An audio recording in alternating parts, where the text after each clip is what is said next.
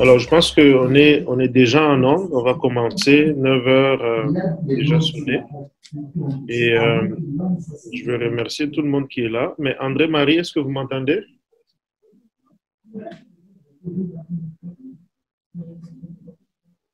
André-Marie doit avoir un micro qui est ouvert. Je vais... il y a certainement des gens qui sont en train de se connecter. Une seconde, on va attendre un peu. Vérifier en onde.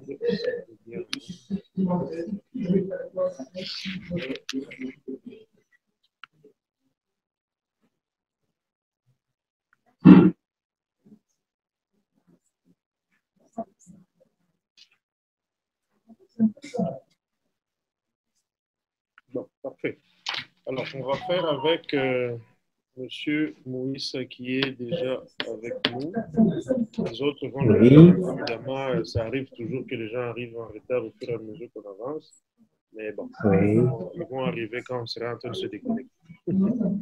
Vraiment. Bon, mais on aura profité de quelque chose. J'ai l'avantage de t'avoir en face et puis je te connais aussi. Et je vais pouvoir t'expliquer un peu que tu es l'image des processus d'immigration parce que l'information est importante. Quand tu sais c'est quoi le contour un peu de chaque catégorie de statut, comment tu peux jouer dedans, ça va faire, je veux faire comme une reprise de plusieurs de mes vidéos pour que tu comprennes un peu quand on immigre, qu'est-ce qu'on peut choisir, dans quoi on peut se qualifier comme catégorie et on peut ainsi faire un bon choix. Et avec ça, ça va faire naître chez toi des questions très simples. Certainement, merci. Alors, on va faire 3 ensembles comme à l'école primaire. On fait l'ensemble des citoyens canadiens. On fait un autre ensemble des résidents permanents. Et on fait un dernier ensemble. Tous ceux qui ne sont ni citoyens, ni résidents permanents, ce sont des étrangers. Alors, faites attention, étranger, ce n'est pas dire qu'on est noir. Là. Alors, la médaille d'or, là, c'est la citoyenneté. Donc, il y a des conditions pour arriver à la citoyenneté. On ne peut pas sortir de la case des étrangers et puis sauter tout de suite à la citoyenneté canadienne. Non, ça ne marche pas comme ça. Il y a des étapes. Alors, par exemple, toi, si tu veux venir au Canada, tu viendras probablement soit comme étranger ou résident. Certainement. OK? Et dans la case des étrangers, on a ceux qui demandent un visa visiteur, ceux qui demandent un visa de touriste, venir voir la famille. Ce sont des étrangers. Eux, ils ont un séjour de 6 mois à chaque fois qu'ils viennent avec leur visa, même si leur visa peut avoir une durée de 5 ou de 10 ans. Même si vous avez un visa de 10 ans, ça ne veut pas dire que vous allez rester 10 ans ici comme visiteur. Votre séjour est toujours de 6 mois. L'exception étant ceux-là qui ont un visa, un super visa. Ce sont les parents et les grands-parents seulement qui peuvent avoir ce super visa. Eux, ils peuvent rester jusqu'à 2 ans sans pour autant avoir à renouveler leur séjour ou à quitter. Après 6 mois, vous devez quitter ou vous devez demander de prolonger votre séjour en étant au Canada. Ça, c'est fait. Dans la même case d'étrangers, on a les étudiants. OK? Alors, moi, par exemple, quand je suis venu au Canada, j'étais étudiant. Alors, je suis arrivé, j'ai demandé un visa d'études quand j'étais au Maroc et j'ai obtenu mon visa d'études. Il y a aussi, et là, tu étudies et voilà, tu continues. Il y a aussi ceux qui peuvent venir comme travailleurs. Ça veut dire, vous êtes, par exemple, un mécanicien et vous êtes mécanicien, vous voulez venir travailler, un employeur voit votre CV, il vous recrute, il fait des démarches et on vous donnera un permis de travail qui aura une certaine durée. Bon. Il y a aussi ce qu'on entend, les gens qui sont arrivés avec un visa, mais qui demandent l'asile. OK? Les demandeurs d'asile, c'est ça? Les demandeurs d'asile, ils arrivent, c'est sûr que la personne a eu la chance d'avoir peut-être son visa ou son permis de travail. Dans 2 cas, soit que réellement elle est en danger dans son pays, mais on ne peut pas demander l'asile à partir du Congo, par exemple. La personne va faire quoi? Va demander par prétexte un visa d'études, un visa de travail, un visa c'est sur cela, mais quand elle arrive, elle dépose l'asile. Et là, elle va suivre un processus pour essayer de sortir de là.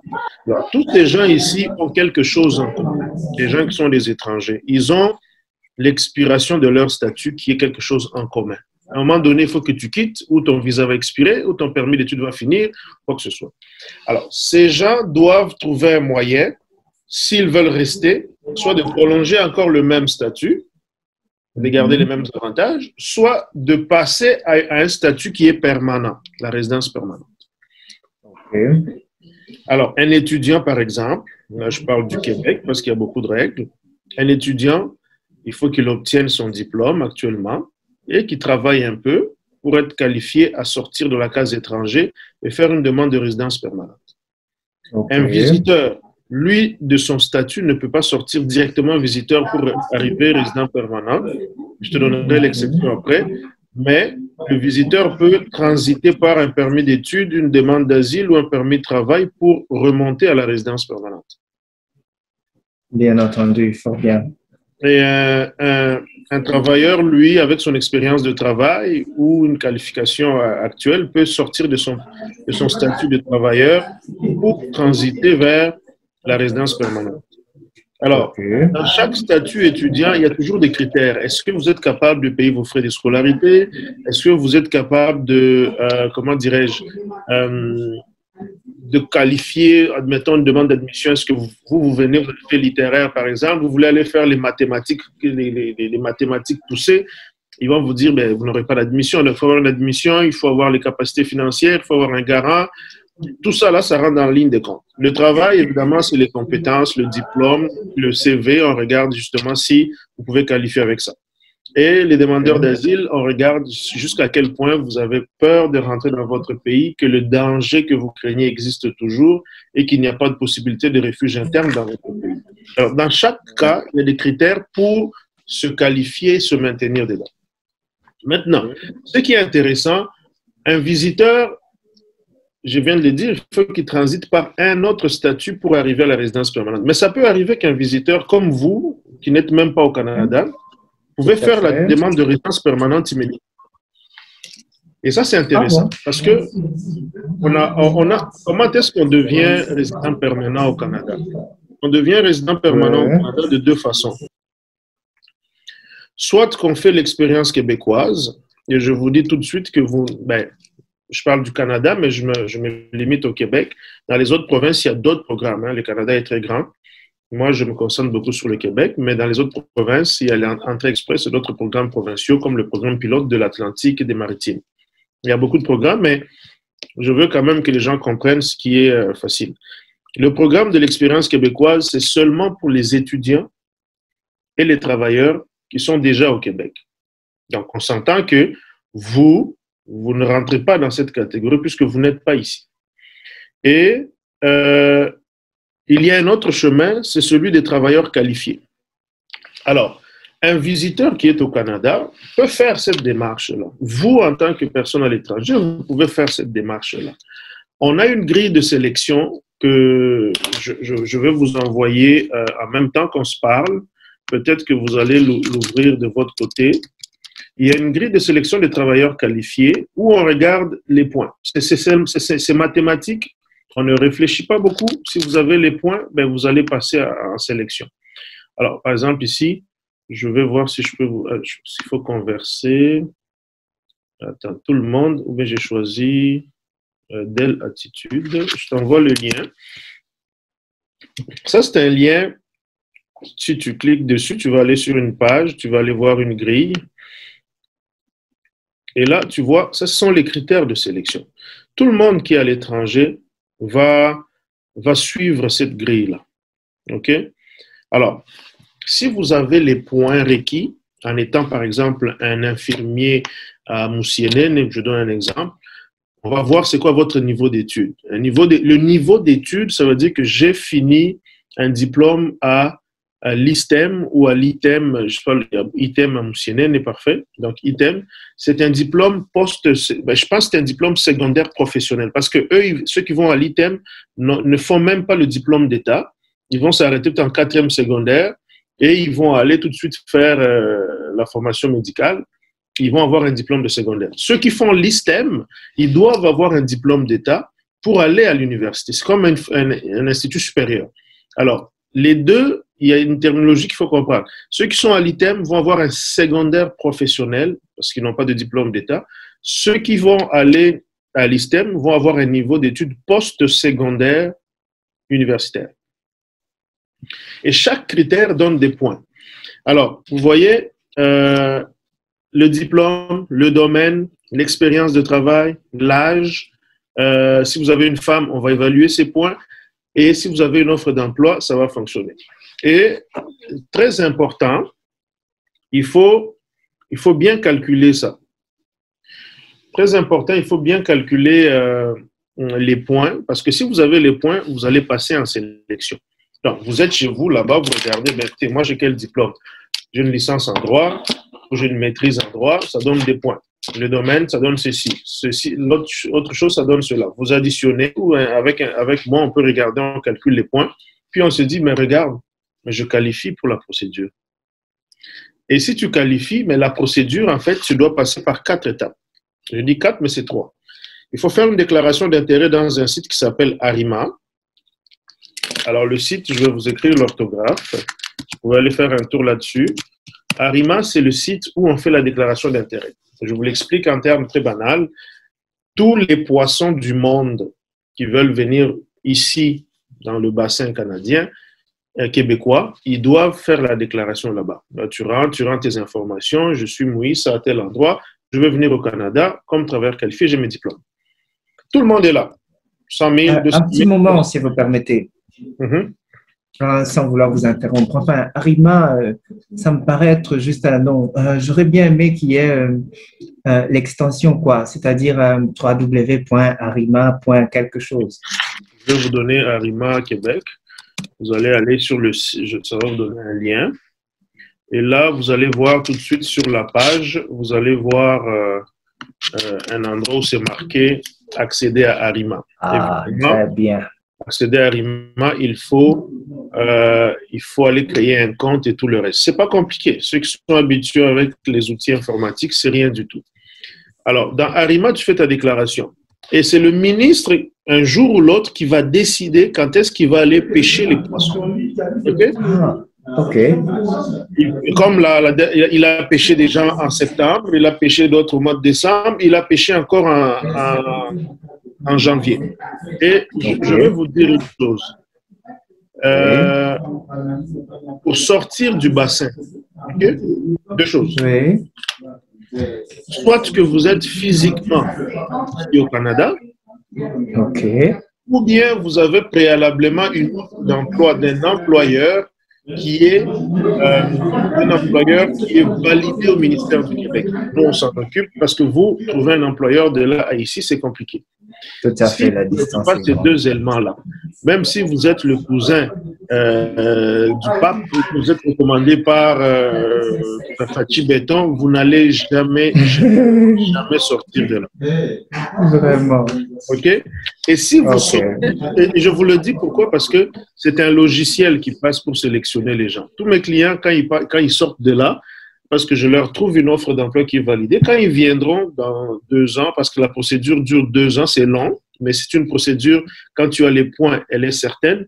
On fera l'exercice ensemble avec toi pour le mettre en pratique. Donc, si tu arrives à sortir du bassin, tu continues ton chemin vers la résidence et tu vas avoir ta résidence permanente au Canada. OK? Oh, bien. Ça ne sert à rien d'aller se faire escroquer 5 000, 6 000, je ne sais pas combien là, mais il y a beaucoup de réseaux qui sont mafieux. C'est d'où l'idée que j'ai de pouvoir chaque fois faire des webinaires pour divulguer un peu l'information aux gens. Tous ces liens-là sont sur Internet. Là. Je n'invente rien. Il suffit de prendre un peu de temps, tu vas aller les voir. Alors, donc, la déclaration d'intérêt, c'est important. Tu rentres dedans, tu fais ta déclaration et tu attends. Quand le ministre va passer, si tu as l'offre d'emploi, ben, il va te pêcher. Tu vas être le poisson intéressant. Si tu n'as pas l'offre d'emploi, tu peux rester longtemps, ça ne fonctionnera pas. Et le système Arima est fait en sorte que si ton dossier vient de durer 1 année, il s'efface automatiquement lui-même. C'est auto-effaçant.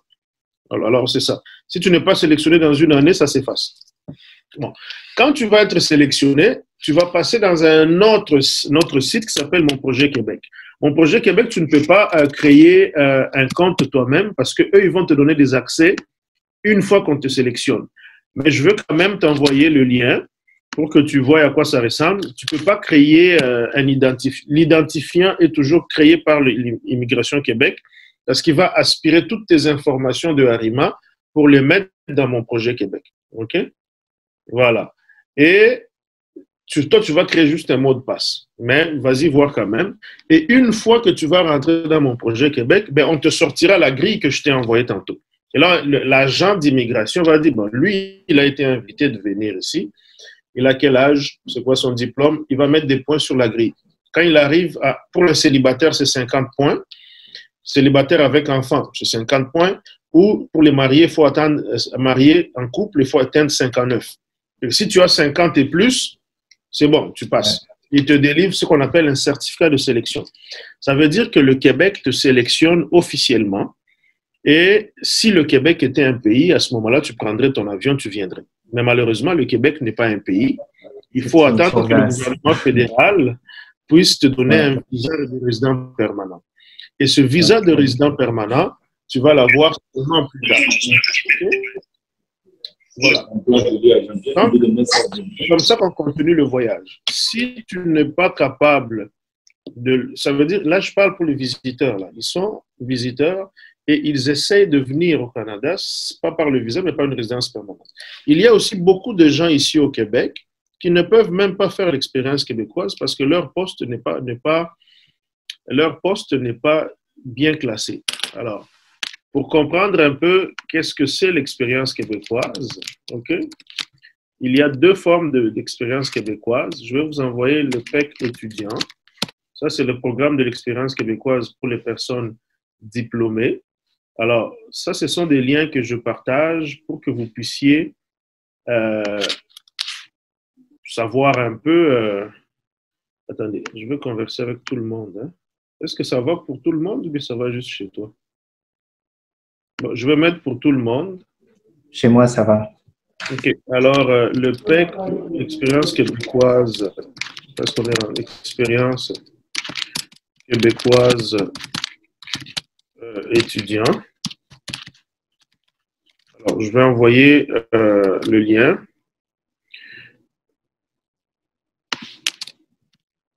Alors, et je vais envoyer pour l'expérience québécoise pour travailleurs. Je vais envoyer un lien. Juste, c'est souvent important d'aller simplement, au lieu de passer le temps sur WhatsApp ou autre chose, allez jouer juste avec ces liens-là. Vous allez peut-être des fois vous rendre compte vous-même que certaines personnes vous donnent des informations contradictoires puisque vous avez au moins une idée, sans pour autant être professionnel et spécialiste de la question, vous allez avoir au moins une idée. OK? Alors, c'est ça. Donc, vous voyez que en étant chez vous, vous pouvez faire la demande de résidence permanente directement. Mais si vous n'avez pas d'offre d'emploi, vous perdez votre temps. OK? Alors, ça, ce sont des programmes qui existent en fait pour venir ici. Là, on a fini de brosser rapidement tout ce qui était étranger, tout ce qui est résidence permanente au Québec. Ou vous faites l'expérience québécoise, mais il faut être ici. Ou vous faites le programme de travailleurs qualifiés avec la grille que je viens d'envoyer là. OK? Alors, je vais juste essayer je vais copier ça. Je vais remettre pour tout le monde les autres liens. Alors, comme ça, quand vous savez les catégories d'immigration, vous pouvez maintenant aller chercher, voir c'est quoi les conditions pour que vous puissiez vous qualifier à ces catégories-là. Alors, le séjour temporaire, là, quand vous voulez demander un visa de travail, un visa d'études ou autre chose, la règle, c'est simple. Pour que l'agent vous donne le visa, il faut qu'il soit convaincu qu'à la fin de votre séjour, vous allez rentrer. C'est la façon la plus simple de clarifier ça. Est-ce que ce monsieur ici qui a 18 ans, qui n'a jamais travaillé, qui n'a aucun projet, qui est là, qui demande un visa d'études, est-ce qu'il va aller au Canada et puis il va rentrer? Il ne va pas rentrer. Est-ce que ce chômeur-là qui n'a même pas travaillé, rien du tout, qui dit « moi je vais aller travailler », il rentrera, il ne rentrera pas. Si l'agent a des doutes par rapport à ça, il ne donnera pas de visa. Et un résident permanent a un statut permanent, c'est-à-dire qu'il n'a pas besoin de visa. Son statut n'expire pas, mais il peut perdre son statut. Mais il a un statut permanent. Il y a des conditions rattachées à ça et il a le droit de pouvoir circuler librement, il a quasiment, en fait, pour le simplifier, il est comme un citoyen canadien à quelques conditions, à quelques exceptions près, notamment qu'il n'a pas de passeport canadien, il ne peut pas voter, on ne peut pas le voter, et qu'il peut perdre son statut aussi dans certaines circonstances. OK? Vous voyez, ça, ce sont des choses qui sont quand même intéressantes à reprendre pour des gens qui veulent apprendre de l'immigration. Et à la fin, quand vous avez votre résidence permanente, si vous prouvez que vous êtes resté physiquement ici pendant 3 ans, on vous donne votre citoyenneté automatique. C'est pas compliqué. OK? C'est la seule règle. Vous prouvez que vous avez un niveau de connaissance de français ou de l'anglais, parce que le Canada est bilingue, un niveau d'usage. Ce n'est pas un niveau très élevé. Si vous pouvez entendre ou parler une des 2 langues du Canada, c'est parfait. Que vous êtes resté ici pendant 3 ans physiquement, parce que si vous sortez, vous perdez des jours dans le calcul. Alors, il faut, pour chaque jour, on doit les compter une journée à la fois. Et si vous avez été ici étudiant avant de devenir résident permanent, mais vous avez un crédit de certain nombre de jours qu'on vous donne pendant que vous étiez étranger.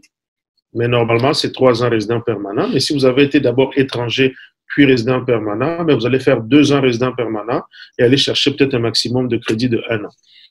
Et dans tous les 2 catégories, faites attention, un casier judiciaire est très nuisible. C'est pas comme dans nos pays, quand on t'arrête, tu donnes $200 à un policier, puis il dit parfait, c'est fini. Non. Si tu as un casier judiciaire, c'est très nuisible, très nuisible. Ça peut te coûter l'expulsion, ça peut te coûter l'impossibilité d'accéder à la citoyenneté, c'est très nuisible. Évidemment, même pour ceux qui sont citoyens canadiens, ce n'est pas intéressant de se retrouver en prison. Là. Et puis, c'est des prisons où ici, tu vas purger ta peine au maximum. C'est pas que demain, le mur va se casser, puis tout le monde va s'évader, puis on est sauvé. Là. Non. Si on t'a dit 15 ans, tu vas faire 15 ans au maximum. Là. Tu vas sortir très vieux là-bas. Alors, tu vois, ça, c'est le parcours que je viens de faire. C'est beaucoup d'informations, il y a beaucoup de sites. Je ne mets jamais un lien sur la loi d'immigration parce que c'est compliqué. C'est pour ceux qui ont fait des parcours juridiques comme nous, mais très simplement, c'est comme ça que je le présente. Alors, tu vois, ça, c'est de l'information. Alors, quand je dis c'est coûteux, c'est parce que il y a des frais. Il y a des frais attachés à ça. L'immigration coûte de l'argent, ça coûte cher. Mais est-ce que c'est un investissement qui vaut la peine? Moi, je dis ça vaut très bien la peine. Parce que quand tu vas arriver ici, tu vas récupérer ton investissement facilement. Alors, si tu permets, on va faire un exercice ensemble. Évidemment, il y a des gens qui écoutent. Si tu le permets, hein, ça peut être, on va pratiquer ça ensemble. Il y a des gens qui écoutent. Évidemment, les discussions avec un avocat doivent être couvertes de secrets professionnels. Personne ne doit entendre ça. Cependant, si tu veux qu'on fasse un exercice pour voir un peu sur la grille si tu es capable d'atteindre les points, bon, si tu acceptes d'être le modèle, je crois qu'on peut essayer, ça va. Ça, parce que c'est des informations qui sont personnelles à toi et que d'autres personnes vont écouter. Alors, tu vois que ça peut être dérangeant. Mais c'est correct. Si tu l'autorises, moi, je suis à l'aise. Si tu ne l'autorises pas, je ne peux pas le faire parce que les gens qui écoutent. Bon, regarde, on fait un exercice simple. Tu vas juste répondre sans pour autant donner des détails, comme ça, on évite d'en donner plus. D'accord. Le niveau d'études le plus élevé, c'est quoi? Licence en gestion. Bon, alors, licence, vous voyez sur la grille que j'ai envoyée, la licence est un diplôme universitaire de premier cycle de 3 ans. OK? Juste ça, ça vous donne 10 points. OK? Ah, OK. Alors, la gestion, c'est quelle gestion, ça? C'est la gestion des affaires, c'est-à-dire entrepreneuriat et gestion des affaires. Alors, si je marque gestion ici, moi, j'ai dans la liste gestion du personnel, c'est pas ça. Gestion d'un restaurant, c'est pas ça. Alors, je cherche c'est un gros document où on regarde gestion et administration des entreprises. Ça pourrait aller dans ça. Si, ça aussi, ça marche. Gestion et administration des entreprises, gestion commerciale. Non, attends. Si je reviens dans gestion des entreprises, une licence, ça donne 6 points. Juste ça, ça vous donne 6 points. Et on ne discute pas. C'est comme ça, ça devient, c'est comme ça. Alors, si vous avez déjà travaillé, votre expérience, vous en avez, sans pourtant me dire dans quoi vous avez travaillé, vous avez une expérience de travail de combien d'années? Entre 2016 et combien d'années 2021. juste Ben là, je ne vais pas rentrer dans les détails, mais en fait, je travaille depuis 2011 et j'ai chômé une année parce que j'étais malade. Ça fait que j'ai en fait Il 10 ans faut de rester travail. dans la fourchette de 2016 à 2021. On prend toujours les 5 dernières années. Les autres, là, ça ne nous intéresse pas. OK. Alors, j'ai fait 2016, 2017, 2018, 2019 à moitié. J'ai fait 2020, Alors, ça fait donc 50 4 ans. ans au moins. Alors, 5 ans, et le maximum que vous pouvez avoir des points, c'est 4 ans.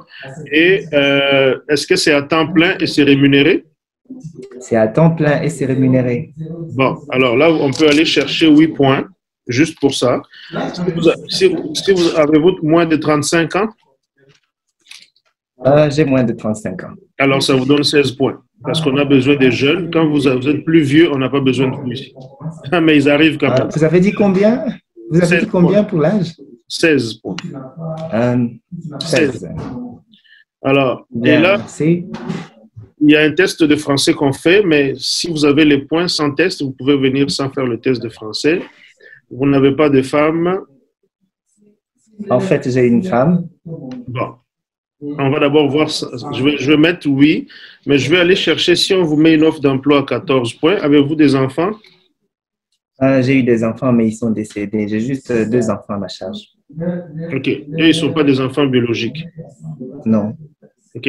Ça, il faut les adopter pour les avoir. Mais si je ne mets pas madame ou les enfants, regardez, parce que le couple doit atteindre 59 points. Là, je n'ai pas évalué madame et les enfants.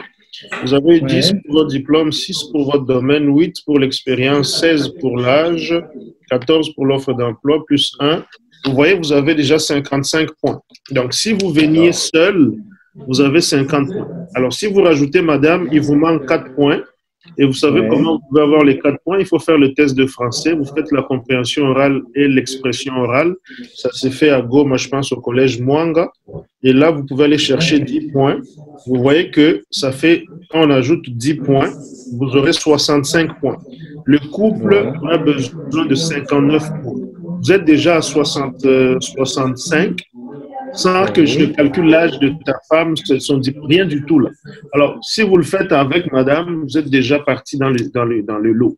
OK? Alors, vous voyez, c'est ça. Mais là, il vous faut en plus d'abord, une offre d'emploi qui doit être validée.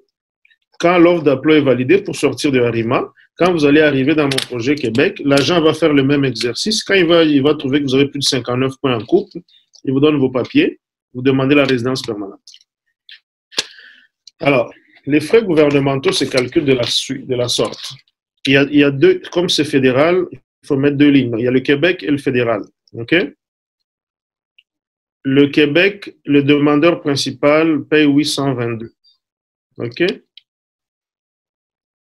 Il va payer 822, le demandeur principal, et tous les dépendants de la famille vont payer 176 $ chacun. OK? Je vois mon confrère qui se connecte là.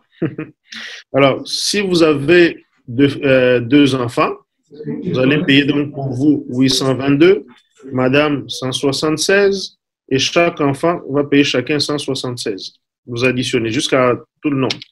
Au fédéral, il y a 1325 par adulte, c'est-à-dire par couple. Donc, le monsieur va payer 1325, madame va payer 1325. À cela, il faut rajouter 85 $ chacun. Ça veut dire 85 2 fois pour les empreintes, parce qu'on vérifie les empreintes. Et il faut aller chercher pour chaque enfant 225 $. Entendu. Alors, vous, si vous avez 2 enfants qui à charge, que vous adoptez avec une adoption plénière, c'est toujours une adoption plénière qui fonctionne. L'adoption plénière au Congo, mon confrère qui est connecté là, il m'entend, elle n'est pas acceptée parce que je travaille avec des avocats sur place, notamment mon grand frère qui est là-bas. Alors, mais il y a une façon de rédiger un jugement qui va nous amener à comprendre que c'était un transfert total des attributs de la paternité et tout le reste. Alors, vous, si vous avez, admettons, madame et 2 enfants, alors vous avez 822 plus 176 pour madame, 176 pour l'enfant, 176 pour l'autre. Vous rajoutez 1325 deux fois, vous voyez madame. Vous rajoutez 86 $ deux fois, vous voyez madame. Et vous rajoutez 225 deux fois. Alors, tout ça là, ça va vous faire un pactole de 4000 à presque 5000 $. Que vous travaillez avec quel bureau? Que vous travaillez avec qui? Ce montant ici, vous allez le payer, c'est obligatoire. Maintenant, ensuite de cela, il y a des honoraires d'avocats qui cheminent, qui suivent votre dossier jusqu'à la fin. Et là, nous, on facture encore un peu plus. Alors, vous voyez qu'un dossier d'immigration, c'est un avantage. Je vous dis, avoir une résidence permanente, moi, je suis venu comme étranger, ça fait longtemps, j'ai fait mes études au Maroc. J'ai recommencé mes études ici, j'ai fait une maîtrise, j'ai fait mon école du barreau. Je t'ai dit, tout pris en charge, compris loyer, manger, déplacement, séjour et tout le reste, là, c'est peut-être 255 $. Un étranger, ça coûte cher ici. Alors, quand vous allez mettre un budget de 10 000 $ par exemple, pour un projet familial, et puis tu arrives ici, et tu rencontres, tu as tous les avantages sociaux, et tout le reste. C'est intéressant. OK? Donc, un budget à mettre, les gens dépensent. Vous êtes sûr, c'est un processus qui est certain. C'est le seul que je dis. C'est le seul que je dis que c'est sérieux. Kuko mutu iko na micro wazi, apime kufunga micro yake. Il y a quelqu'un qui parle à OK. Maître Kanzira, je pense que c'est lui qui a son micro ouvert. Hein? Non, mon micro est ouvert, mais j'ai pris des précautions. C'est parfait. C'est parfait. Ça, c'est mon confrère qui est... C'est bien que vous vous connectiez parce que je donne souvent des informations comme ça. Je peux même faire un webinaire privé pour ceux qui sont dans le groupe qu'on partage. Répondre aux questions. C'est bien d'avoir l'information parce que tu vois, depuis qu'on est avec Moïse en ligne, il sait maintenant voir comment naviguer avec ça. Et quand on va lui envoyer des choses sur Internet pour dire voici votre dossier qualifié ou quoi que ce soit, il sait comment lui-même aller vérifier l'information. Tout est sur Internet. On ne vous raconte pas n'importe quoi. Et on n'est pas spécialiste dans ces sources-là. Moi, je dis l'avocat fait la différence là où l'individu ne peut pas travailler seul. OK? Voilà. Bon, voilà, moi j'ai fini mon exposé et je prendrai les questions maintenant. Merci, j'allais demander déjà un petit détail en fait. Quand vous parliez des frais liés au Québec et au gouvernement fédéral, vous aviez dit dollars, mais je ne sais pas si c'est dollars américains ou canadiens. Canadien. Fait que vous travaillez en dollars américains, vous avez une longueur d'avance sur nous. Là. Alors, si on dit 100 $ canadiens, c'est peut-être quoi? 87 $ américains environ. C'est 1,3 de différence. OK, bonne chose. La deuxième chose, c'était obtenir... enfin, je crois que j'ai perdu votre adresse privée. Je vous l'envoie, c'est mon courriel professionnel. Vous l'écrivez là-bas.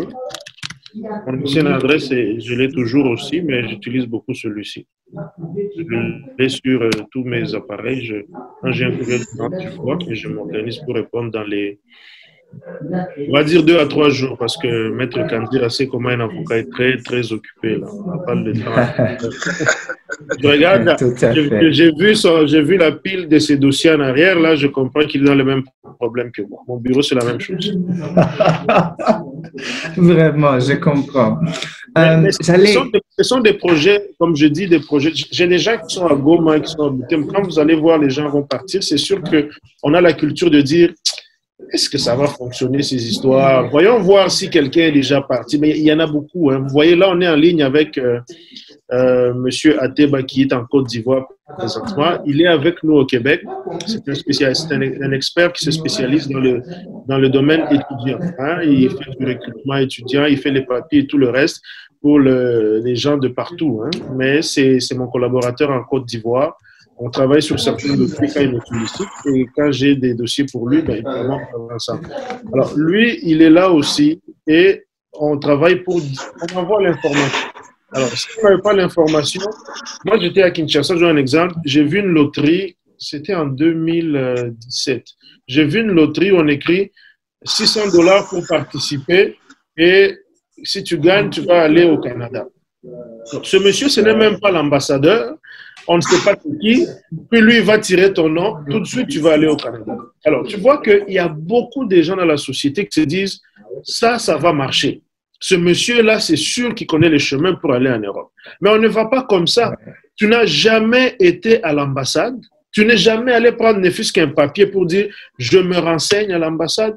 Tu n'es jamais allé sur aucun site du Canada. Puis tu dis « non, ce monsieur-là va gérer ça, je mets $600 ». Et imagine-toi, si tu as seulement 25 personnes qui essaient de tomber dans le panneau, 25 fois 600, ça fait $15 000 facile. Et tu sais ce qu'il va faire?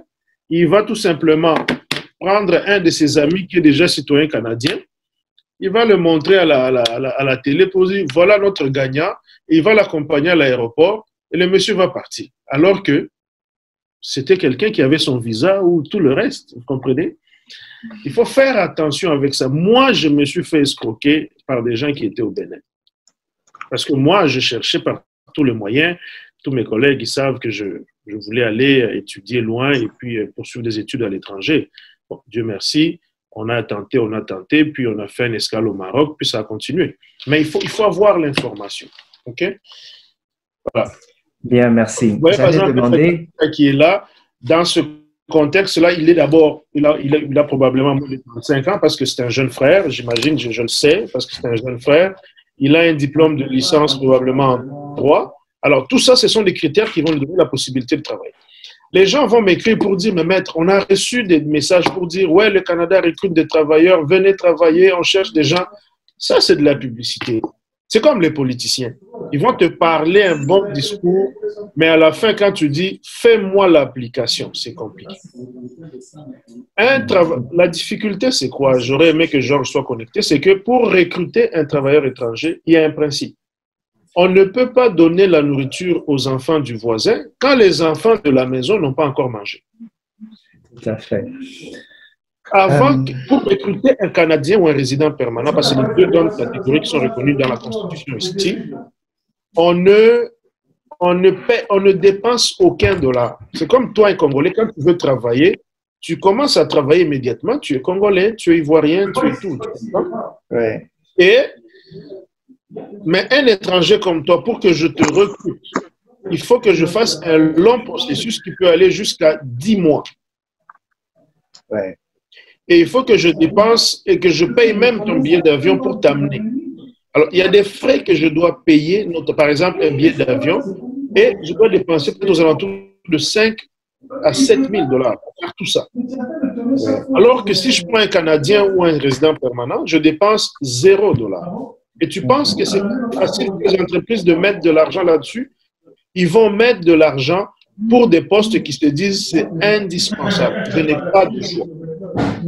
Là, un choix, il dépenser de l'argent.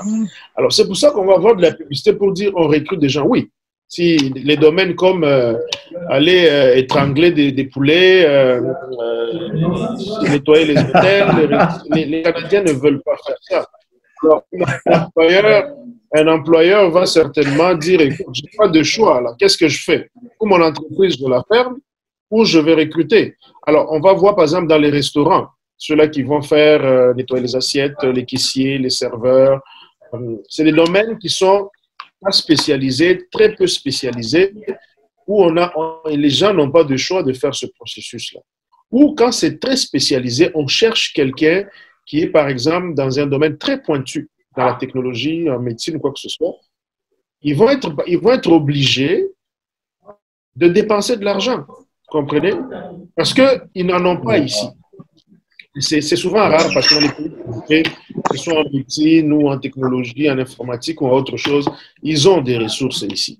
Alors, tu vois. Mais si tu me dis, oui, moi, j'étais avocat, je vais être adjoint administratif dans une banque, et tu vas attendre longtemps. Parce que tous les Canadiens veulent ce poste-là aussi. Alors, ce sont des postes que c'est pas ouvert. Alors, tu vas voir que les gens à l'extérieur vont vous dire, mais j'ai vu Lowe's, par exemple, une usine de voitures, on cherche des gens pour venir. Et là, tu dis, ah, ce monsieur a une information. Tu vérifies aussi que oui, c'est exact, mais C'est quoi cette histoire? C'est n'importe quoi. Parce que les gars, quand tu vas envoyer ton CV, c'est pour ça que moi, je réponds toujours aux gens, toi-même, écris à cette compagnie. Dépose ton CV. Attends voir s'ils vont te recruter. Parce que les domaines qui sont les plus faciles, qui sont ouverts à beaucoup de gens, on le sait, on le voit là. Vous voyez? Par exemple, M. Rateba, lui, il est spécialisé dans le séjour temporaire avec les étudiants. Tu vas voir des bourses en ligne. Il y a des milliers de bourses. On dit, tu donnes $100, je t'envoie tout de suite à Calgary. Je dis, mais comment ça fonctionne comme ça? Et là, tu te retrouves avec quelqu'un que tu ne connais pas, tu n'as jamais vu. L'information qu'on te donne là, va vérifier sur Internet. Ouais. Les gens vont passer leur temps à regarder des vidéos, à regarder des... Non! Va faire des recherches, regarde des liens qu'on partage, regarde le site, renseigne-toi, pose des questions et tu mets ton projet d'immigration en marche. Moi, c'est depuis la première année secondaire que je parlais de l'immigration. Je suis sorti après 7 ans, 8 ans. Ouais. Mais il faut y aller par information. Hein? Et l'immigration, il faut le faire. Bon, d'autres questions s'il y en a. Si. Je voudrais bien demander s'il n'y aurait pas un processus qui pourrait durer 9 mois, vu que je compte mettre le mien en marche à partir de ce mois, de février, et si on commençait à compter à rebours, ben, je crois que mon contrat va encore courir jusqu'à peut-être en octobre, et peut-être après octobre, je pourrais finalement. Alors, j'aurais bien aimé que peut-être à la fin de pas de mon emploi ici, je trouve peut-être une opportunité dans ce sens-là. Qu'en pensez-vous? Le processus le moins long, c'est le visa, le visa visiteur. Ça, c'est de la loterie. Un agent peut ou ne peut vous le donner là. C'est vraiment de la loterie. OK? Il y a des gens qui sont chanceux, tu déposes un visa, puis en un mois, dans 1 ou 2 mois habituellement, ils répondent. Tu vois, quelqu'un te dit, ouais, je vais aller visiter quelqu'un que je connais au Canada, j'ai un emploi ici, je suis en vacances. Tu prouves que tu vas rentrer. Tu as un travail, tu as un salaire, tu as une famille qui est là-bas. Je vais juste pour des congés de Pâques, par exemple. Puis quand tu arrives ici, tu ne rentres plus. C'est ce que les gens font. Tu dis, mais maître, moi je suis visiteur, moi, je vais rentrer là. Alors, tu fais quoi? Tu cherches un autre moyen pour devenir travailleur parce que ce que je t'expliquais, tu peux transiter par un autre moyen. Si tu ne le fais pas, tu peux faire ta résidence permanente et tu obtiens ton certificat de sélection. À ce moment-là, tu peux demander un permis de travail. Quand les gens sont ici, ils peuvent tout faire.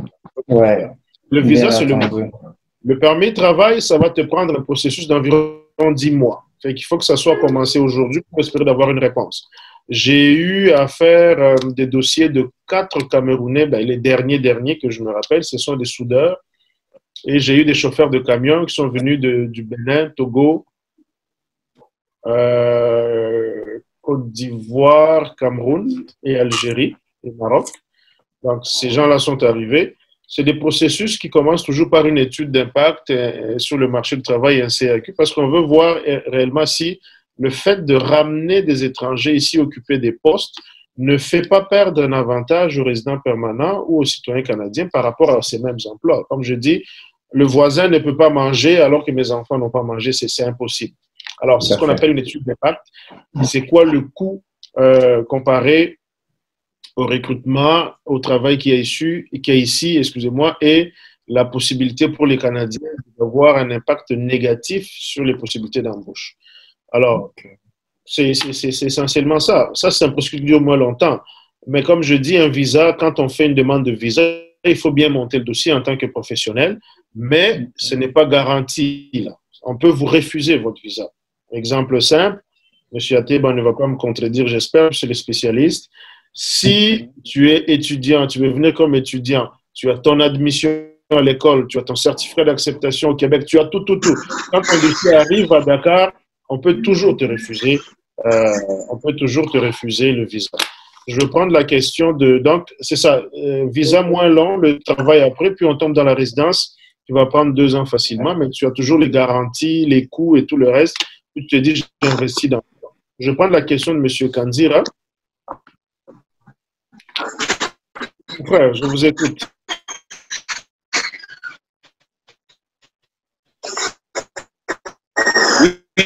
Oui, merci beaucoup, Serge. Maître, est-ce que vous m'entendez? Je vous entends. C'était un peu entrecoupé, mais je vous entends. Oui, en fait, moi, j'avais une question par rapport à l'équivalence des diplômes. Est-ce qu'il est possible de m'inscrire comme avocat à votre barreau, par exemple? Ouais, je vais vous répondre parce que j'ai fait le même parcours que vous depuis matin. Il faut comprendre une chose. Le processus d'immigration au Québec, on n'a pas besoin de faire des équivalences de diplômes pour le processus d'immigration. On est d'accord? Voilà. Deuxième chose, si vous faites un programme entrée express pour les provinces autres que le Québec, c'est-à-dire les provinces anglophones, les provinces de l'Ouest ou les provinces bilingues, vous serez obligé de faire la demande d'équivalence pour vos diplômes. Ça, c'est des frais supplémentaires. Maintenant, votre question est sur un autre angle. Vous arrivez au Québec, vous êtes avocat, vous avez une licence en droit, vous êtes avocat au Congo, vous êtes juge, vous êtes le conseiller du chef de l'État, c'est vous qui avez rédigé la Constitution. Ça ne vaut rien ici. C'est décevant de vous le dire comme ça, mais ça ne vaut rien. Moi, quand on me l'a dit, je pense que j'ai perdu à la seconde 1 ou 2 kilos. C'était terrible. Mais qu'est-ce qu'on fait pour devenir avocat? Parce que moi, je suis venu avec une licence. Il faut recommencer tes études. Tu vas recommencer tes études, tu vas refaire ta licence en droit, une équivalence, et tu vas aller à l'école du barreau, et tu vas aller faire 6 mois de stage pour devenir avocat. Et tu vas prêter serment. Ça te prend 2 ans et demi ou 2 ans pour faire tout ça. Mais quand on est jeune, comme moi, quand je suis arrivé, j'étais jeune, j'avais le courage de le faire. Même si tu as un doctorat, même si tu as fait quoi, on s'en fout de tout ça là. L'ordre professionnel est différent du processus d'immigration. L'ordre professionnel est différent du processus académique. Si tu as une licence en droit, tu peux faire une maîtrise, tu peux aller au doctorat. Ça, c'est le cycle universitaire. On n'a pas de problème avec ça. Au niveau de l'immigration, tu as une licence, c'est une licence. On n'a pas de problème. Mais l'ordre professionnel, tu recommences. OK? Ça, il faut s'attendre à ça. Oui. Cependant, si tu as fait tes équivalences de diplôme, on va dire, oui, tu es juriste. On ne va pas t'appeler avocat parce qu'il faut être membre du barreau. Tu es avocat au Congo. Et quand on va dire que tu es juriste, là, tu as ton équivalence. Si tu es résident permanent, tu peux aller travailler au gouvernement comme fonctionnaire avec ta reconnaissance de juriste. Mais tu ne peux pas prester comme avocat. Tu vois? Alors, il y a l'ordre professionnel, il y a les domaines d'immigration, il y a l'ordre académique et il y a de l'autre côté l'accès à l'emploi gouvernemental. On regarde ton statut et on regarde l'équivalence de ton diplôme, puis tu peux commencer à postuler en fonction de ça. Alors, c'est différent, c'est tout un fouillis, c'est compliqué, mais c'est comme ça que ça fonctionne. OK? Alors, dans votre cas, comme moi, tu recommences l'école. Ça, c'est évident, c'est évident. C'est triste de le dire comme ça, puisque l'inverse est différent. Moi, si j'arrive au Congo, je m'inscris au barreau de Goma, par exemple, ils vont me prendre, je vais faire un examen, puis c'est fini.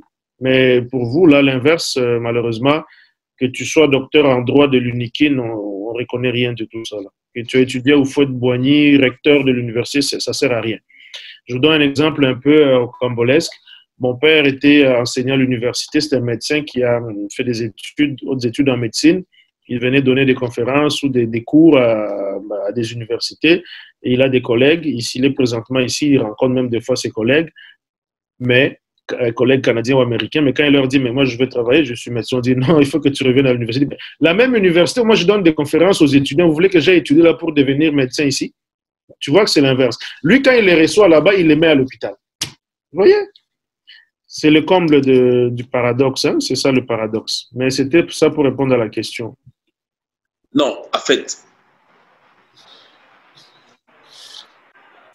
Vas-y. D'abord, je voulais vous remercier pour les éléments de réponse que vous avez donnés. Et ma préoccupation demeure, parce que je me dis, le Canada, c'est l'État, c'est vrai, qui a son système éducatif. Si quelqu'un veut s'inscrire, faire une inscription complémentaire au barreau, par exemple, d'Ottawa, est-ce qu'il n'y a pas des éléments de dossier qui peuvent convaincre les conseils de l'ordre et accepter une inscription? Il faut nécessairement passer par des études auxquelles vous avez fait allusion. Réponse très simple. Ceux-là qui peuvent avoir cet avantage, ça veut dire que leur barreau a des accords avec le barreau de Ottawa. C'est comme la question de visa. Pourquoi les Canadiens vont dans certains pays sans visa, mais ces pays-là viennent ici avec le visa? C'est la même chose. Alors, si le barreau de Goma ou le barreau du Congo n'a pas un accord avec le barreau du Québec, d'Ottawa ou ailleurs, il faut que tu recommences les études. Les Français peuvent venir de la France vers le barreau du Québec en faisant tout simplement un examen et un stage parce qu'ils ont un accord avec le barreau de Paris et le barreau de Québec. Mais je vous dirais que quand les avocats, ici, on voit que tu n'as pas fait l'école, tu n'as pas appris le droit canadien ici, la common law ou d'autres choses, ils vont se dire, pendant que tu cherches le travail, ils ne vont pas te recruter. Tu vas avoir des problèmes à avoir un emploi parce qu'ils vont se dire, on va lui apprendre beaucoup de choses à la langue. Et ceux-là qui ont fait l'école et tout, on accepte parce que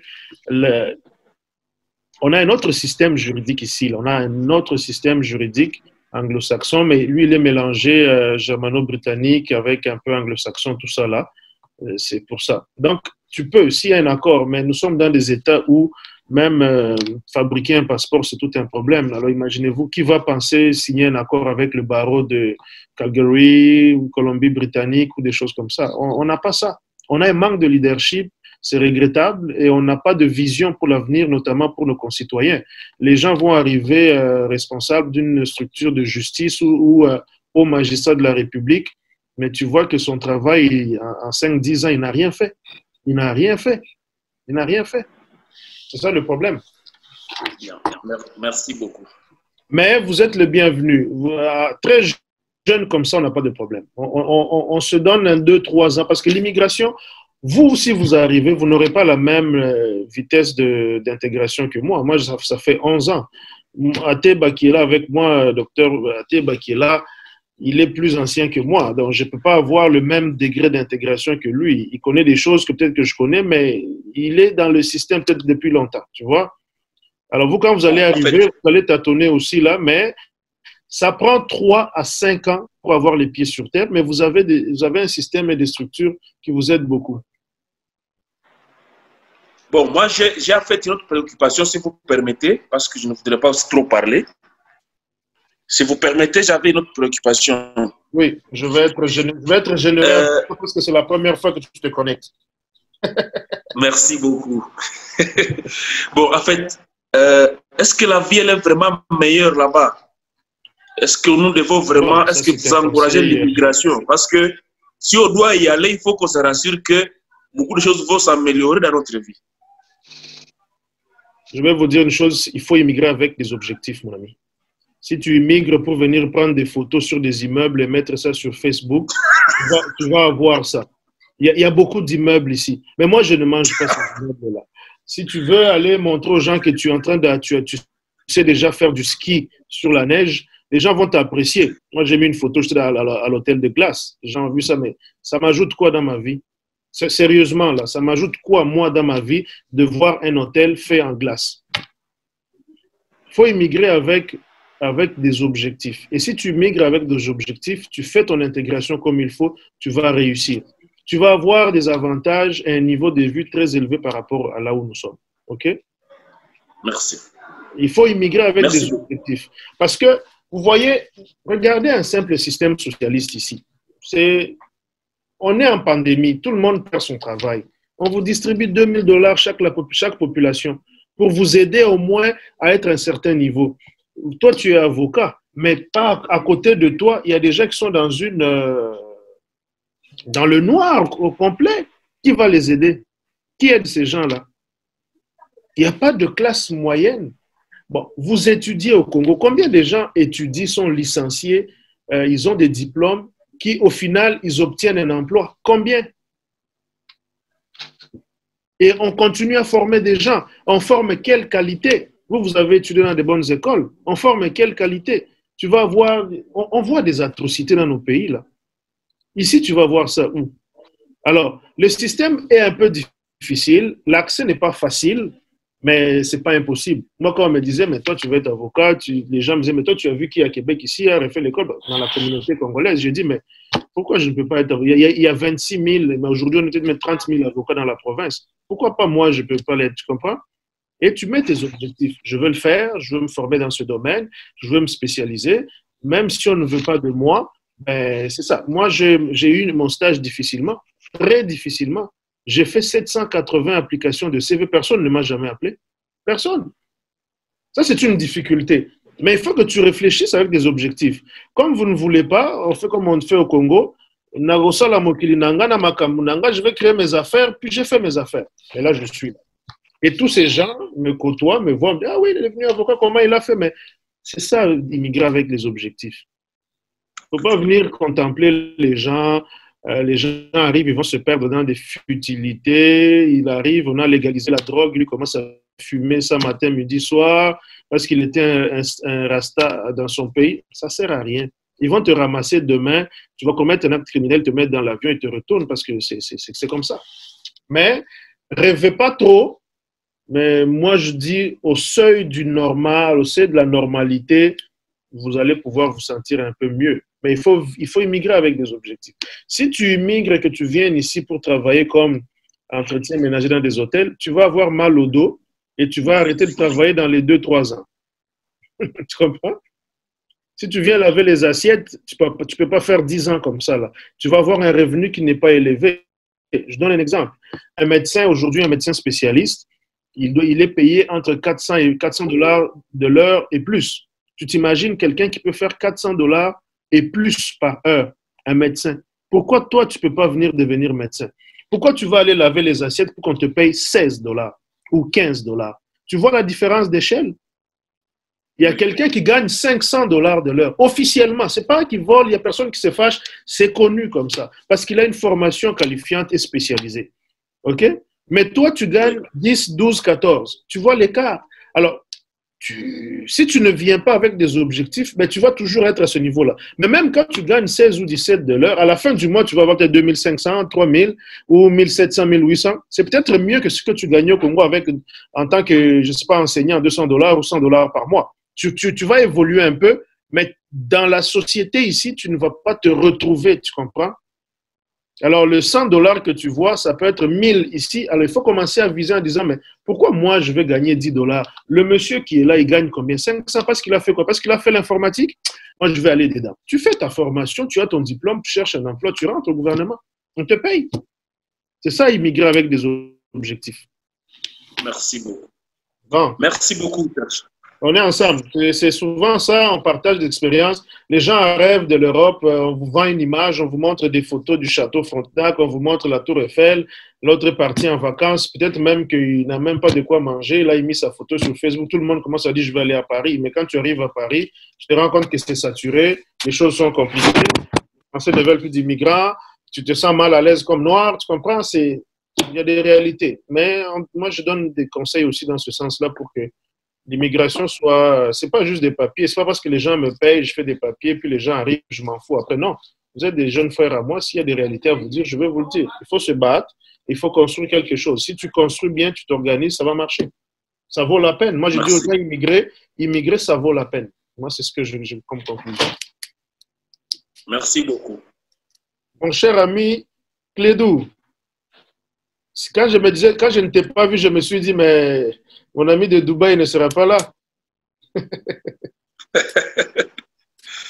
Bon, tu vois, on a viré un peu dans beaucoup d'informations. Au début, je faisais un peu, je brossais un peu les statuts. Je vais le faire en 2-3 minutes. 3 catégories, les citoyens, les résidents permanents et tout le monde qui n'est pas citoyen ou résident permanent, il est étranger. Alors, dans les étrangers, vous avez les étudiants, les visiteurs, les demandeurs d'asile, les travailleurs étrangers. Et tous ces gens ont en commun le fait que leur statut peut expirer. OK? Un résident permanent, son statut qui n'expire pas, il est permanent, mais il peut perdre son statut sous certaines conditions. Les citoyens canadiens aussi, ça c'est la médaille d'or. Pour être citoyen canadien, il faut avoir résidé comme résident permanent 3 ans physiquement au Canada, puis on te donne ta citoyenneté. C'est pas si compliqué. Ou 2 ans, plus un crédit d'une année si vous avez été ici comme étranger. Et pour être résident permanent, il faut passer par un statut étranger pour rentrer à la résidence. Exceptionnellement, il y a un statut pour les gens qui sont au Canada. Ils peuvent faire une demande de résidence permanente directement via Arrima, Mon Projet Québec et tous les liens que je vous donne ici. Pour la résidence permanente pour venir au Canada. Donc, il y a tous ces éléments-là que j'ai donnés. Et en exclusivité aujourd'hui, je suis en train de monter des dossiers. gens qui disent, écoutez, moi, je vois le contexte, je comprends, je vais lancer mon projet. Ça va prendre peut-être 2 ans, je suis patient, mais je suis sûr que ça va fonctionner. 2 ans, ça va très vite parce que la plupart des gens entre vous, là, si je vous pose la question, depuis quand vous avez pensé à l'immigration, ça va faire en moyenne, je veux dire, au moins 2 ans ou 3 ans que vous êtes en train de tripoter dans l'immigration, là. Et vous n'avez pas avancé d'un seul pas. Alors, quand quelqu'un vous dit que ça va prendre 2 ans un processus, il faut le faire, il faut le prendre. Voilà. Donc, on est presque déjà 10 heures ici. On a commencé. Oui, je voulais intervenir rapidement, excusez-moi. Oui, monsieur. Oui, je voulais apporter aussi ma pierre à l'édifice. Parfait. Effectivement, ce que Serge a dit, ce que les gens doivent retenir, c'est que c'est un système qui est dynamique. Parce que ce qui est valable aujourd'hui, demain, ça change. Moi, je me rappelle, quand je faisais mon immigration, j'étais en chimie, j'étais éligible. Mais après ça, ils ont changé. Et ils ont parlé après de plusieurs paramètres, tout ça. Donc, ce que les gens doivent retenir, c'est que quand tu es engagé, quand tu veux faire ton dossier, commence-le maintenant. Parce que les choses qui sont valables à l'instant peuvent ne plus être valables. Donc, si vous restez là en train de faire le tour, les tournées des cabinets, en train de tourner pour poser des questions, répondre à gauche, à droite, vous ne pouvez pas vous engager. Et comme Serge l'a dit, c'est un projet, ce n'est pas parce que tu accompagnes ton ami à l'aéroport que toi, tu vas faire. Parce que chacun a sa vie, chacun a sa destinée. Parlant des étudiants, il y a eu un phénomène aujourd'hui que les gens ont abusé et aujourd'hui, c'est gâté. C'est-à-dire que quand tu faisais une admission, par exemple, dans une université, quelconque, on peut te donner le visa. Quand tu viens, tu changes, tu vas faire une formation rapide. Mais ça, tu n'es pas obligé forcément d'avertir l'immigration. Mais il y a eu un abus avec, par exemple, l'université de Trois-Rivières, où il y a des Algériens, je ne sais pas si vous avez vu ça, qui viennent comme ça, et puis ils changent, ils sont fait autre chose. Maintenant, comme il y a eu le Covid, ils sont allés au pays, ils sont retournés, se disent que bon, ils vont rester là-bas, ils vont revenir. Ils vont faire le cours depuis là-bas. Quand ils sont revenus, l'université de Trois-Rivières a envoyé une injonction pour dire que les gens sont certes inscrits chez nous, ils ont eu les visas, ils ont fait l'inscription, mais ils n'ont plus continué, ils sont allés ailleurs. Est-ce que vous voyez? Donc, ces personnes, on les a coincés à l'aéroport. Et comme le Canada, c'est des champions de jurisprudence, aujourd'hui, c'est devenu comme une sorte de règlement. C'est-à-dire que maintenant, là, tous les étudiants qui sont inscrits, quand ils sortent et qu'ils reviennent, on va vérifier, on va leur demander s'ils n'ont pas changé de filière. Et si on vérifie qu'ils ont changé de filière, on les fait retourner et on leur dit de régulariser leur situation avant de venir. Et on annule le visa qu'on leur avait donné auparavant. Parce que comme Serge l'a dit dans sa première vidéo d'avant, faisons très attention. Le visa, quand tu l'as là, c'est un document qui te permet seulement que de voyager. Et arriver à la frontière, là, les agents qui sont là, en fonction des questions qu'ils vont vous poser et les réponses que vous allez donner, c'est de là que vous allez rentrer au Canada ou bien ils vont vous rapatrier. Donc, c'est des choses qui sont très importantes. C'est pour cela que faire appel à un spécialiste, c'est pour pouvoir éviter ce genre de piège. Donc, c'est pour cela que vraiment, c'est toujours bien nommé de venir vraiment s'enquérir de certaines informations et puis vraiment partager ces choses-là pour que les futurs candidats soient vraiment bien prêts et puis outillés. Comme il a dit, la plupart des gens, quand ils arrivent, il y a beaucoup d'ordres là-bas. Il y a beaucoup d'ordres là-bas. Donc, si tu es infirmier, il y a l'ordre des infirmiers, même les médecins, les chimistes, tout ça. Donc, tout ce que tu as fait chez toi, avant de rentrer dans l'ordre, il y a des procédures. Donc, tu es obligé de respecter ces procédures-là pour pouvoir atteindre ton objectif. Sinon, tu fais une réorientation directement pour pouvoir aller ailleurs. Parce que, comme je le dis souvent, et puis ça, il l'a dit, ce n'est pas la bagarre. Et il y a des gens qui arrivent, on leur dit non, mais monsieur, vous ne pouvez pas, vous êtes obligé d'aller faire une formation. Il va dire, mais lui, il ne peut pas. Lui, il était directeur, il était. Les Canadiens n'aiment pas ça. Et si ton fichier déjà au départ, c'est fini, tu ne vas pas avoir de boulot. Parce que tu vas tourner en rond comme ça. Parce qu'eux, ils travaillent beaucoup avec les réseautages. Voilà, donc ce sont des petits conseils. Nous, on a déjà suivi ça, on a déjà vécu ça. Et on est dans le système. Donc, on sait plus ou moins comment ça se passe. Donc, quand on vient comme ça, on essaie de vous apporter des éléments de réponse, pas pour vous faire peur, mais pour vous dire que c'est très bon. Le visa canadien, comme je le dis, au niveau des étudiants et élèves, c'est l'un des visas les plus difficiles à avoir. Mais dès que tu as eu ce visa-là, c'est comme si tu étais au paradis. Tu as tout à ta disposition jusqu'à ce que toi-même, tu ne déconnes. Même le visa visiteur, c'est un très bon visa. Parce que pour que tu puisses rester sur le territoire, on va vérifier si tu es rentré légalement. Tant que tu es rentré légalement, même si tu es devenu illégal sur le territoire, il y a toujours un arrangement. Aujourd'hui, Trudeau, tous ceux qui sont rentrés sur le territoire comme visiteurs, on leur donne la possibilité de travailler, de changer de statut. Est-ce que vous voyez un peu? Donc, ce sont des avantages comme ça qui sont là.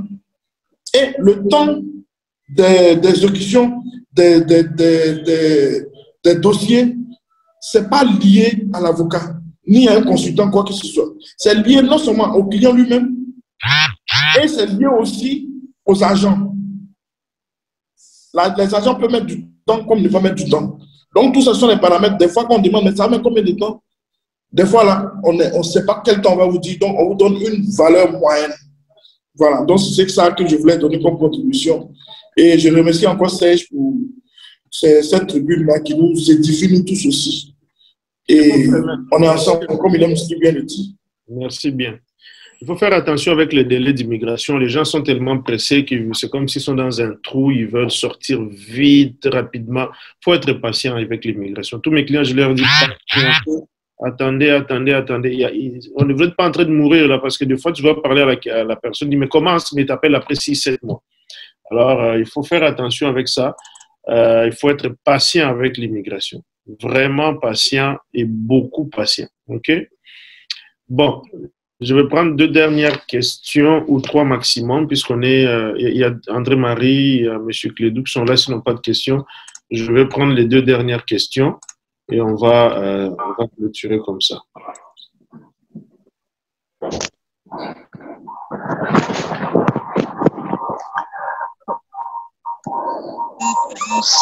Salut, maître.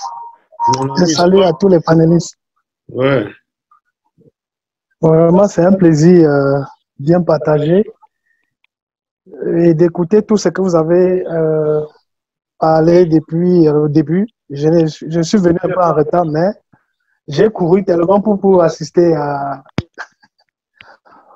Et vraiment, je remercie beaucoup pour l'éclairage et je remercie aussi M. Ateba pour la question, pour l'éclairage qu'il est en train de mettre en exergue pour éclairer tous ceux qui sont dans le besoin, puisque nous, on a besoin. Il faut connaître. On a beaucoup de personnes qui s'intéressent, mais il faut aussi inculquer beaucoup de choses à eux pour pouvoir se déplacer. Et je prie aussi que Maître, presque chaque fois, qu'il puisse, par M. Florent, nous donner beaucoup de conseils. Même par audio, parce qu'il faut donner aussi souvent certains conseils, même par audio, pour que tous ceux qui s'intéressent puissent écouter le message et puis, afin de donner leur dossier, de présenter leur dossier, qu'ils sachent de quoi il est question. Voilà. C'est bien, M. Clédou. M. André-Marie, on va finir par toi. Oui, bonsoir à tout le monde. Bonsoir. Chez vous, c'est le matin, chez d'autres, c'est le matin, mais ici, nous sommes le soir. Nous, c'est le décollage. Oui, je m'excuse pour le retard, puisque je rentre du travail avant de me connecter. Je m'excuse d'arriver en retard. J'ai juste une question sur Arima. Je sais, dernièrement, on a eu des tirages dans Arima. Je ne sais pas s'il y a encore eu d'autres tirages. En janvier. Oui, en janvier, on a eu des tirages, mais je ne sais pas si depuis là, il y a d'autres tirages. Et ma préoccupation est au niveau du nombre de tirages ou des tirages futurs. Je sais que ça ne dépend pas de vous. C'est le ministre qui décide. Mais je ne sais pas si on s'achemine vers une nouvelle année comme en 2019 où avec la situation du Covid, ça a beaucoup impacté les tirages dans Arima. En début d'année, on avait beaucoup d'espoir. parce qu'on se disait que le Covid était passé. Mais quand même, le Covid se fait encore présent. Je vais vous répondre à ça, sans pour autant vous interrompre. C'est une question de volonté politique. Point final. OK? On a regardé la grille de sélection d'invitation dans Arima.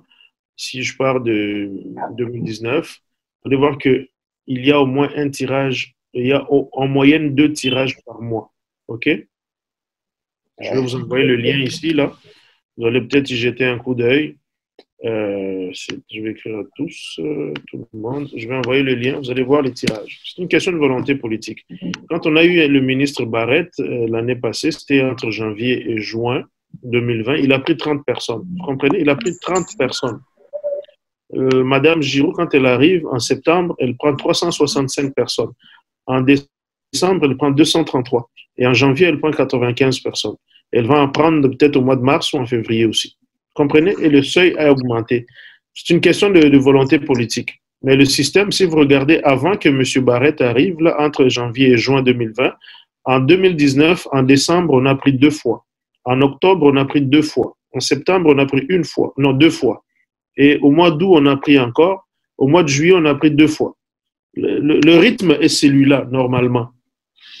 Mais il y a des gens qui, s'ils ne veulent pas, c'est un parti qui est peut-être pas très orienté vers l'immigration, mais il va bloquer ça comme ça. Mais c'est pour ça, quand Ateba disait, quand tu as une option en immigration, prends ça. Aujourd'hui, là, on est dans une phase où ça va aller. Moi, je ne m'inquiète même pas avec ça, ça va aller.